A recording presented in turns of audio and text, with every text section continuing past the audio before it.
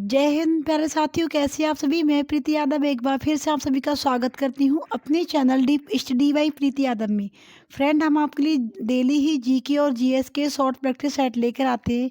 उसी तरीके से आज का जो हमारा प्रैक्टिस सेट है वो उसमें हम आपको डेली की तरह टॉप के 20 एमसीक्यूज यहाँ पर सॉल्व करवाएंगे। ये जो हमारा प्रैक्टिस सेट है वो यूपी पुलिस भर्ती पद 2024 के लिए हमारा रहने वाला है। इसमें हम आपके लिए डेली ही एनसीईआरटी के चुनिंदा प्रश्न लेकर आते रहते हैं।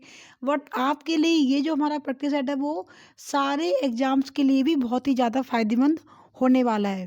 तो चलिए फ्रेंड, टाइम को वेस्ट ना करते हुए अपने क्वेश्चंस की तरफ बढ़ते हैं और अपने आज के पहले क्वेश्चन से स्टार्ट कर लेते हैं अपनी आज के क्लास को। देखिए, हमारा क्वेश्चन है, इसमें पूछा है कि पहली डेनिश ईस्ट इंडिया कंपनी ने अपना परिचालन किस वर्ष में शुरू किया था। कब किया था? सन 1680 में, सन 1632 में, सन 1600 से 16 में या फिर सन 1630 में। तो कब इसने अपना परिचालन स्टार्ट किया था पहली डेनिश ईस्ट इंडिया कंपनी ने? तो ये किया था सन 1616 में, यानी ऑप्शन नंबर 3 जो है उसका बिल्कुल सही जवाब हो जाएगा। फ्रेंड, ऐसे ही हम प्रैक्टिस या डेली लेकर आते रहते हैं। तो आप लोग, अगर आपने अब तक हमारे चैनल को सब्सक्राइब नहीं किया तो प्लीज़ सब्सक्राइब भी कर लें, साथ ही साथ बेल आइकन को भी प्रेस कर लें। अगला है हमारा क्वेश्चन, 1857 के विद्रोह को दबाने के लिए किसने अंग्रेजों की सहायता नहीं की। ठीक है, ये जो 1857 में जो विद्रोह हुआ था उसको दबाने के लिए कौन था जिसने अंग्रेजों की हेल्प नहीं की? अवध की बेगम हजरत महल ने, ग्वालियर के सिंधियों ने, हैदराबाद के निजाम या फिर भोपाल की सिकंदर बेगम ने। तो किसने अंग्रेजों की हेल्प करने से मना कर दिया था उस विद्रोह को दबाने से? तो ये थी अवध की बेगम हजरत महल। ठीक है, यानी ऑप्शन नंबर जो 1 है वो इसका बिल्कुल क्लियर आंसर हो जाएगा। अगला देखेंगे अपना क्वेश्चन नंबर 3। देखिए, बहुत ही अच्छे क्वेश्चंस हैं आपको और इन क्वेश्चंस के आने की संभावना अक्सर ही एग्जाम्स में बनी रहती है। और ये जो क्वेश्चंस हैं वो बैक टू बैक भी देखने को अक्सर मिलते रहते हैं क्वेश्चन। थर्ड क्वेश्चन हमारा, प्रसिद्ध चित्रकार मीर सैयद अली चित्रकारी हेतु किस मुगल शासक के सहयोगी थे? ये जो चित्रकारी के लिए फेमस है मीर सैयद अली, वो किस मुगल शासक के सहयोगी थे? अकबर के, बाबर के, हुमायूं के या फिर जहांगीर के? तो ये किसके थे? ये थे हुमायूं के। ठीक है, हुमायूं के ये प्रसिद्ध चित्रकारों में से एक सहयोगी थे ये।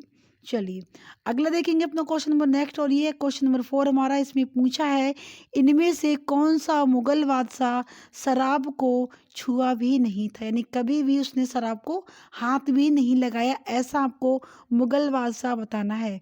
औरंगजेब था, बहादुर शाह जफर था, शाहजहां या फिर जहांगीर? शाहजहां का ही नाम है एक खुर्रम। ठीक है, उसे पहले खुर्रम बोलते थे।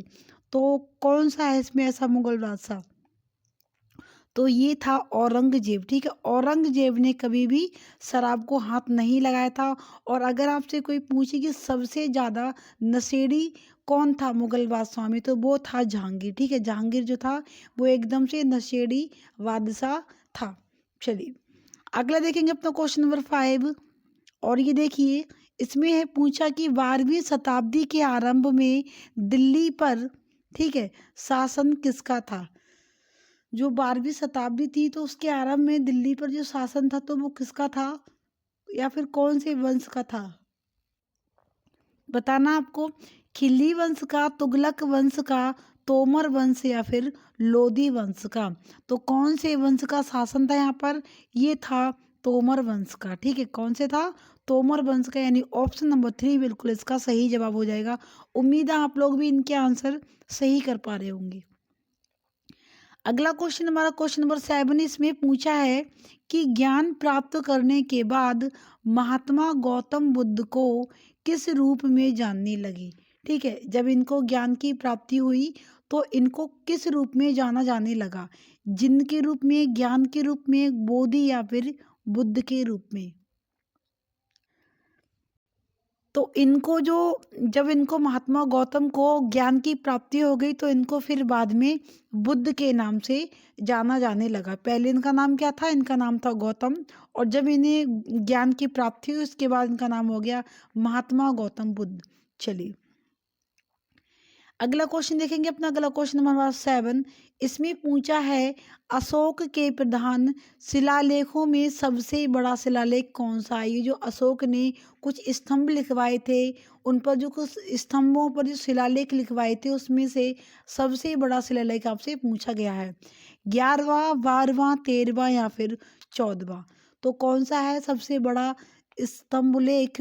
तो वो है हमारा 13वां। ठीक है, कौन सा है?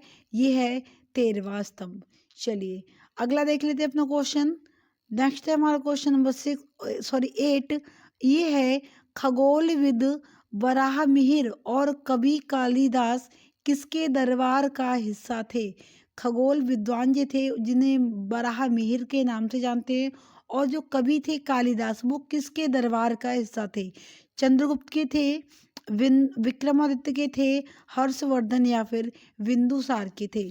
तो किसके प्रमुख दरबारी थे ये? तो ये थे विक्रमादित्य के। ठीक है, यानी ऑप्शन नंबर 2 इसका बिल्कुल सही जवाब हो जाएगा। अगला है क्वेश्चन हमारा, निम्नलिखित में से सबसे पुराना पुराण कौन सा है? बताना आपको इनमें से सबसे पुराना जो पुराण है कौन सा है? मत्स्य पुराण, विष्णु पुराण, वामन पुराण या फिर नारद पुराण? तो जो सबसे पुराना पुराण है वो है मत्स्य पुराण। ठीक है, कितने पुराण हैं अगर आपको पता है तो आप ये भी कमेंट बॉक्स में बताइए कि पुराणों की संख्या टोटल कितनी है। अगला है हमारा क्वेश्चन नंबर 10। थोड़ा ऊपर करें जैसे कि पूरा क्वेश्चन एक ही बार में दिखे। ये है किस स्मारक में गौतम बुद्ध ने दुनिया के लिए बौद्ध धर्म के अपने दिव्य ज्ञान का प्रचार किया था? ऐसा कौन सा स्मारक बना हुआ है जहाँ पर गौतम बुद्ध ने दुनिया के लिए, पूरी दुनिया के लिए बौद्ध धर्म में, ठीक है, बौद्ध धर्म के अपने दिव्य ज्ञान का प्रचार किया था? महाबोधि मंदिर समूह, रंगनाथ स्वामी मंदिर, कामाख्या मंदिर या फिर अढ़ाई दिन का झोपड़ा? तो ये कहाँ पे किया गया होगा? ये है ऑप्शन नंबर 1 महाबोधि मंदिर। ठीक है, चलिए तो ये हमारे 10 क्वेश्चन हो चुके हैं। टारगेट कितने क्वेश्चन का रहता है डेली ही? 20 क्वेश्चन का। ठीक है, तो अगले के भी अपने क्वेश्चन देख लेते हैं एक बार हम।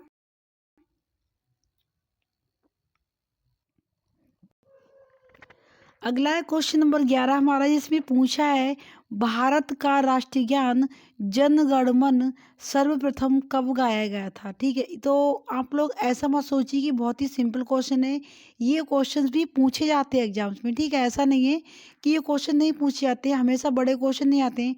कभी कभी बहुत छोटे क्वेश्चन भी पूछता है आयोग, और कभी कभी बहुत बड़े क्वेश्चन पूछा है। तो हमने इस प्रैक्टिस सेट में सारे तरीके सिलेबस को कवर करने की कोशिश करी है।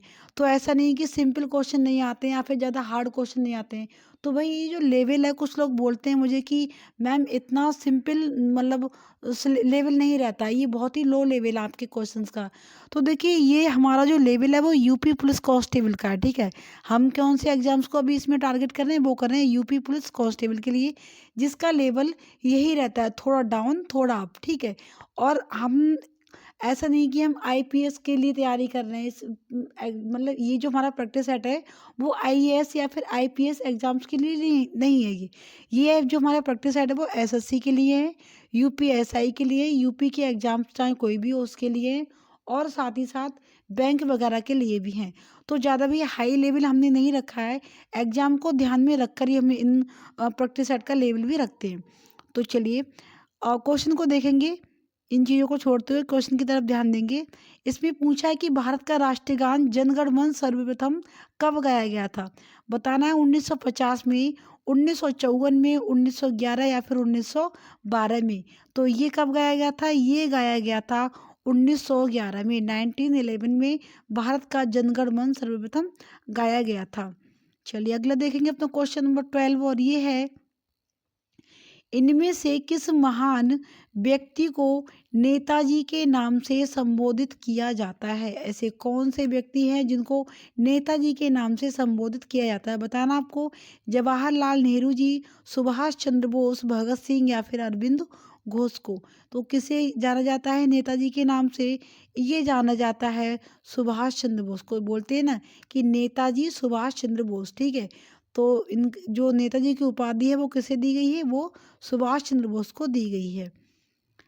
अगला क्वेश्चन देखेंगे अपना, क्वेश्चन नंबर 13, और ये है महात्मा गांधी ने किस आंदोलन के लिए करो या मरो का नारा दिया था? नारे भी बहुत ज़्यादा फेमस हैं।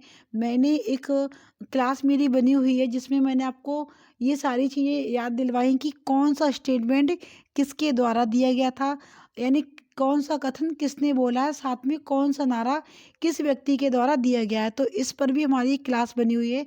आप लोग चाहे तो आप उस क्लास को भी देख सकते हो, उसका लिंक भी हम डिस्क्रिप्शन में दे देंगे। तो इसमें देखिए बताना है असहयोग आंदोलन, भारत छोड़ो आंदोलन, सविनय अवज्ञा आंदोलन या फिर खिलाफत आंदोलन।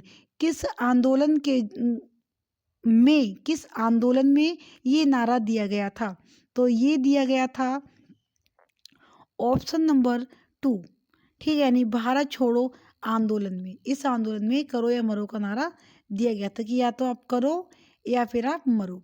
चलिए, गवर्नमेंट ऑफ इंडिया एक्ट 1935 को किसने दास्ता का एक नया अधिकार पत्र कहा था? ये जो गवर्नमेंट ऑफ इंडिया जो नया एक्ट आया था 1935 को, तो इसके लिए एक दास्ता का नया अधिकार पत्र बोला, तो वो किसने बोला? वीडी सावरकर ने बोला, फजलुल हक ने, वी.आर. अम्बेडकर या फिर जवाहरलाल नेहरू ने? किसने बोला था? तो ये बोला था जवाहरलाल नेहरू जी ने, ठीक है। चलिए, अगला देखिए अपना क्वेश्चन नंबर 15, और इसमें पूछा है महात्मा गांधी को राष्ट्रपिता के नाम से सर्वप्रथम संबोधित किसने किया था? डॉक्टर राजेंद्र प्रसाद ने, रविंद्रनाथ टैगोर ने, सुभाष चंद्र बोस या फिर सरदार पटेल ने? किसने किया था इनके लिए राष्ट्रपिता के नाम से संबोधित? तो ये जो किया था इनके लिए, वो किया था सुभाष चंद्र बोस जी ने, ठीक है। किसने? सुभाष चंद्र बोस जी, यानी ऑप्शन नंबर 3 इसका बिल्कुल सही जवाब हो जाएगा। अगला देखेंगे अपना क्वेश्चन नंबर 16, इसमें पूछा है महात्मा गांधी दक्षिण अफ्रीका में प्रथम यात्रा पर किस वर्ष गए थे? दक्षिण अफ्रीका की जो यात्रा पर गए थे वो पहली बार कब गए थे? 1893 में, 1880 में, 1890 या फिर 1885 में? तो ये जो सब पहली बार जब अफ्रीका गए थे तो ये गए थे 1893 में, यानी 1893 में ये पहली बार अफ्रीका की यात्रा पर गए थे। अगला देखेंगे अपना क्वेश्चन नंबर 17, इसमें पूछा है, पूरा क्वेश्चन दिख रहा है, चलिए एक ही बार में। इसमें पूछा है कि क्रांतिकारियों की गोपनीय समिति के रूप में सन 1904 में अभिनव भारत का आयोजन किसने किया था? रास बिहारी बोस ने, वी.डी. सावरकर ने, श्यामजी कृष्ण वर्मा ने या फिर लाला लाजपत राय ने? किसने किया था क्रांतिकारी की गोपनीय समिति के रूप में अभिनव भारत का आयोजन, जो कि 1904 में हुआ था? तो ये किया था बी.डी. सावरकर जी ने, यानी ऑप्शन नंबर 2 इसका बिल्कुल सही जवाब हो जाएगा। चलिए, अगला देख लेते हैं अपना नेक्स्ट क्वेश्चन। हमने इसमें 17 क्वेश्चन को सॉल्व कर लिया है। उम्मीद है आपने भी इन क्वेश्चन के आंसर अभी तक अच्छे से दिए होंगे।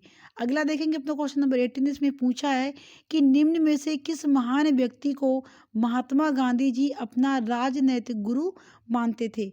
ऐसे कौन से व्यक्ति हैं जिनको महात्मा गांधी जी अपना राजनैतिक गुरु मानते थे?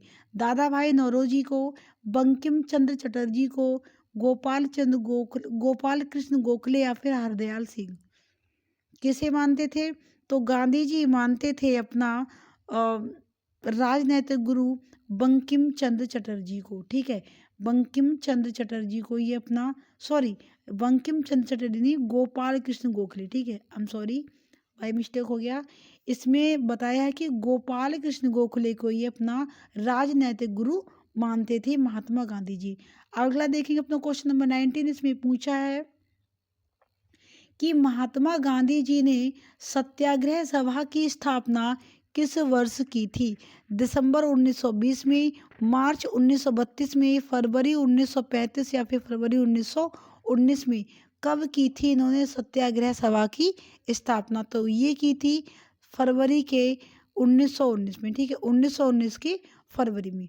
चलिए अगला देख लेते हैं अपना आज का लास्ट क्वेश्चन। ये है हमारा 20, क्योंकि डेली ही जो हमारे प्रैक्टिस सेट का जो टारगेट है वो डेली ही 20%, तो जिसमें से हमने अब तक 19 प्रश्नों को अच्छे से हल कर लिया है। ये हमारा से एक बार देख लेंगे कि गदर आंदोलन के नेता कौन थे? हरदयाल सिंह, भगत सिंह, मैडम कामा, ठीक है, मैडम भी कामा जिन्हें बोलते हैं, कामा लेके आया बट मैडम भी कामा, या फिर अनंत गुप्ता। तो देखिए बाकी के 19 क्वेश्चंस मैंने आपको अच्छे से सॉल्व कराए, उम्मीद है आपने भी इनके आंसर सही से दिए होंगे। और अगर आप चाहते हैं तो अपने अपना स्कोर भी हमारे साथ कमेंट बॉक्स में शेयर कर सकते हैं कि आपने इसमें कितना स्कोर आपको इसमें हासिल किया है। बाकी अगर आपको हमारी क्लास अच्छी लगी तो एक लाइक करते जाइए। आप लोग वीडियो देखते हो बट कभी भी आप लोग वीडियो को लाइक नहीं करते हो, ठीक है, तो प्लीज़ आप लोग एक वीडियो को लाइक भी करते जाइए। बाकी अपने दोस्तों के साथ भी, जो आपके भाई बहन हैं, आपके फ्रेंड्स हैं, जो आपके कलीग हैं, जो गवर्नमेंट एग्जाम की तैयारी कर रहे हैं, तो उनके लिए हमारा चैनल भी फॉरवर्ड कीजिए, यानी उनके साथ हमारी वीडियो को शेयर करें। और ऐसे ही आप लोग अपना सपोर्ट बनाए रहें। हम डेली आपके लिए ऐसे ही प्रैक्टिस सेट लाएंगे, साथ ही साथ आपको क्लासेस भी हम लेकर आते रहते हैं जो कि इंडियन ज्योग्राफी की हैं, और साथ में हम आपको इंडियन हिस्ट्री की भी काफ़ी सारी क्लासेस करवा चुके हैं। तो मिलते हैं एक अगर अगले एक नए ज़बरदस्त क्लास के साथ। तब तक के लिए जय हिंद, जय भारत।